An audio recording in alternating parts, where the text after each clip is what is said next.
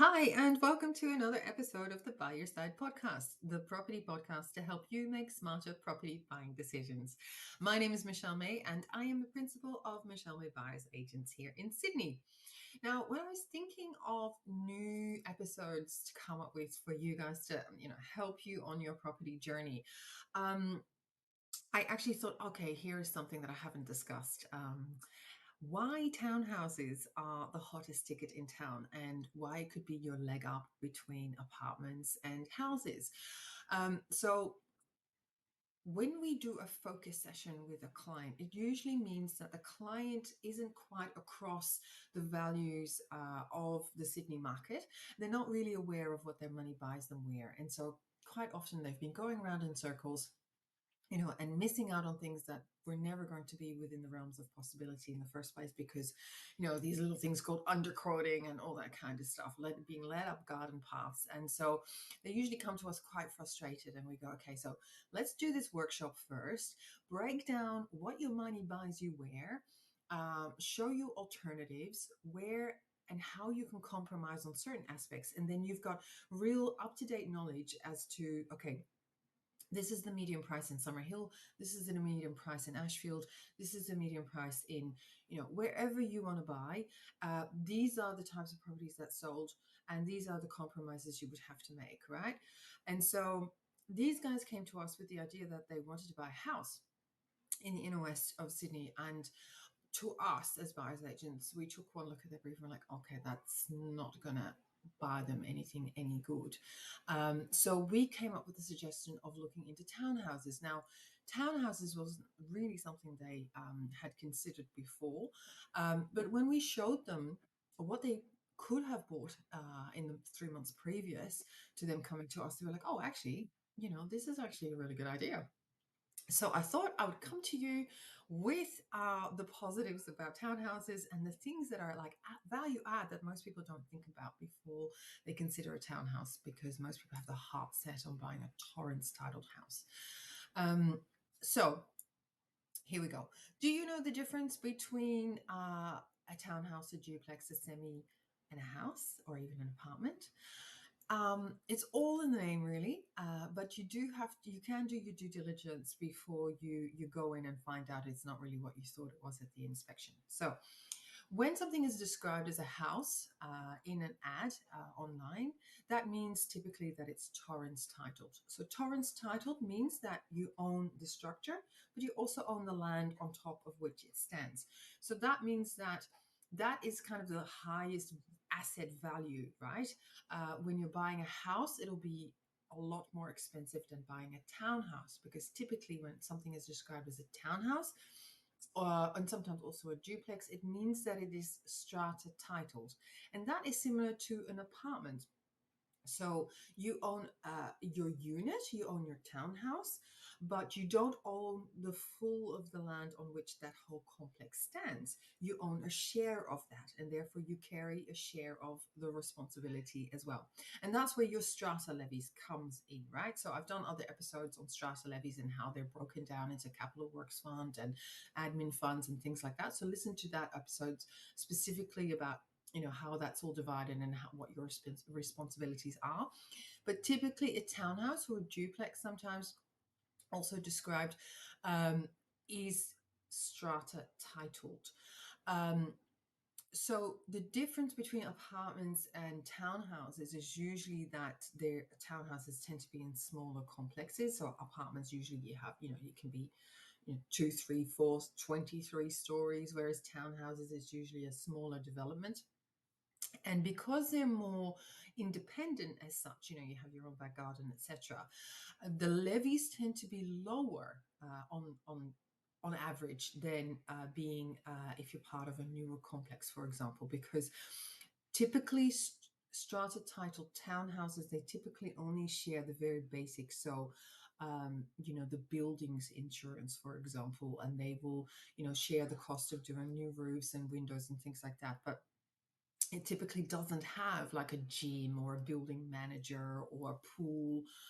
Although there are some around, of course, there's always exceptions to the rule. Don't shoot me if you find a complex that does have that. But typically, a townhouse complex is more independent. Um, Now, this is different from semi houses, semi detached houses. That just simply means that it's only attached on one side, right? As opposed to completely fully detached properties where you've got no neighbors immediately adjoined to you. So, a semi simply describes what it looks like. So, a strata titled townhouse at the end of the row is also a semi detached, if that makes sense, right? So the easiest way to detect whether something is strata titled or Torrens titled is to look at the actual address. So if an address says 237 Norton Street, right, um, Summerhill, then that means it's a house. But if it was to be 1/237 or 4/237 Norton Street, then that means it is strata titled, right? So that's the easiest way to know whether it's a townhouse or whether it's a terrace as such, because a terrace, again, that refers to like semi-detached or detached. The terrace means that it's adjoined on both sides, right? And it's usually multi-storied as well. Um, so that is how you can detect whether something is a townhouse or not. Now, the beauty about townhouses is that typically they're larger sized than the regular two-bedroom apartments. So they're typically multi-story as well. And you'll find a much larger number of three-bedroom townhouses than you would find three-bedroom apartments. Typically, there is more outside space as well because obviously you've got your ground floor as opposed to just having a balcony. So it is, for me, from my perspective, it is the ideal next step from your apartment to, if you're trying to raise a family, or you just, you're joining, your life with someone, or you just want more space for yourself, but you can't quite get to the house, the Torrens titled house, even if it's a two-bedroom house. Look into townhouses, because I just did, some quick maths here, and typically the difference between a three-bedroom house versus a three-bedroom townhouse can be as much as $300,000-400,000, even more, depending on the size and the location. Of course, there's always variance. So $300,000-400,000 is a massive difference. So I would say, look into townhouses if you hadn't quite considered them before.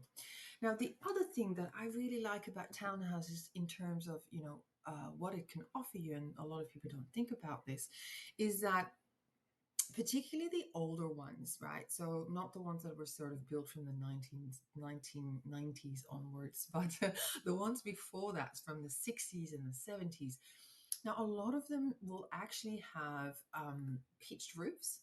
And so, what I have seen happen in quite a few townhouse complexes of that era is that, the complex have gotten together, and, maybe one person suggested it, but then they've agreed to allow for that attic space, which is technically part of the common areas. It's typically not part of the townhouse.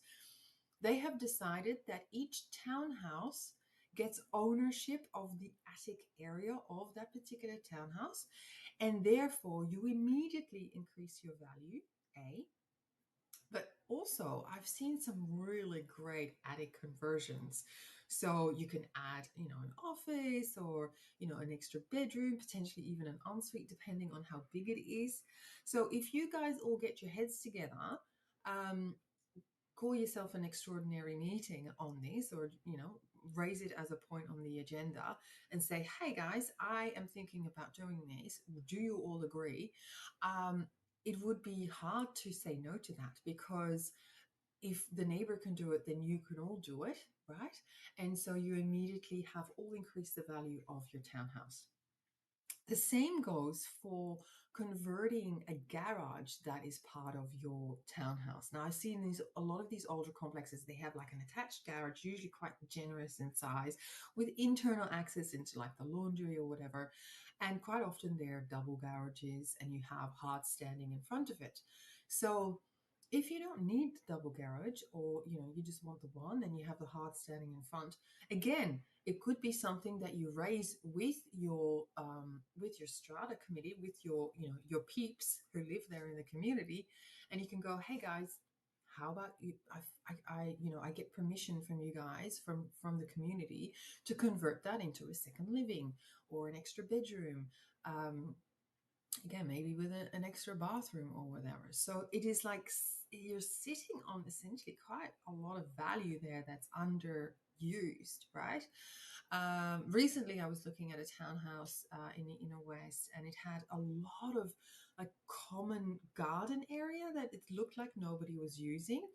This property that was for sale there was adjacent to that common area, and it was kind of, it was just like vacant. And rather than it being a cost to the community, as in someone needs to pay for the gardener to come in, etc., I said to my clients, well, look, what about, you could always, it's not a given, of course, that this will be allowed, but you can always suggest it, that you'd be happy to pay the committee, pay the strata community X amount of money for that parcel of land, thereby increasing your own garden, your own outdoor space. Now, everybody wins because the strata doesn't have to pay for its upkeep. They get a bit of money in the kitty, which can go towards the contributions of the upkeep, and you get an extra piece of outdoor space, thereby also increasing the value and desirability of your townhouse. See how this works? So, if you have been set on buying a house wherever, and you're finding that you keep missing out, change your parameters to townhouses, right? Or units. It's usually put as units in domain and realestate.com, etc. And see what you can find there. See what you could, again, go to the sold section, because I always like going to the sold section. See what you could have bought and see those prices. I think you'll be shocked to see what better value you will have from a townhouse versus a house. Yes, of course, there will be the increased, payments that you have to make per quarter, but they're usually quite reasonable, because ultimately, if you have your own Torrens titled house, you will also be up for building insurance. If you're smart, you get building insurance, but also you'll be up for all the roof, all the windows, all that's up to you by yourself to carry the cost of that. Whereas if you're in a well-run strata townhouse complex, you're sharing the cost of that. See how this works? I hope that you find this a good tip, because I really think that it's a little bit of a, people are sleeping on townhouses, and particularly the 70s era ones, where I actually really like them. I think they're cool. They're usually very generously built, proportioned. Quality, that's when they really build solid double brick. You won't hear your neighbors. Typically, the internal walls are brick as well, so they're not flimsy. So there's no noise transference as well. So yeah, check out some townhouses, guys. I think I might be I'll be seeing you at the inspections for sure. Um, the one thing I would add, though, is that this is kind of an exception when it comes to, how we always say, like, don't buy on yellow roads. Um, like, don't eat yellow snow, because those types of properties typically, sort of lag behind in capital growth. I think with townhouses, obviously townhouses were built only from the 60s onwards, and typically they obviously need, oh, there's my cat coming in, sorry about that. Okay, let's go back to the start of that. All right. So the only thing I would note, though, with townhouses, because they're really a phenomenon of 60s, 70s onwards, that you'll find a large proportion for them to be on main roads. And normally I say don't buy on yellow roads, like don't eat yellow snow, because they'll, lag behind in capital growth. But this is where you got to use your discernment. You're not going to want to buy, townhouse number one, which is facing, Old Canterbury Road or Parramatta Road, you want to get the one at the back, right? Obviously, that's not going to be impacted by the noise of the traffic and etc.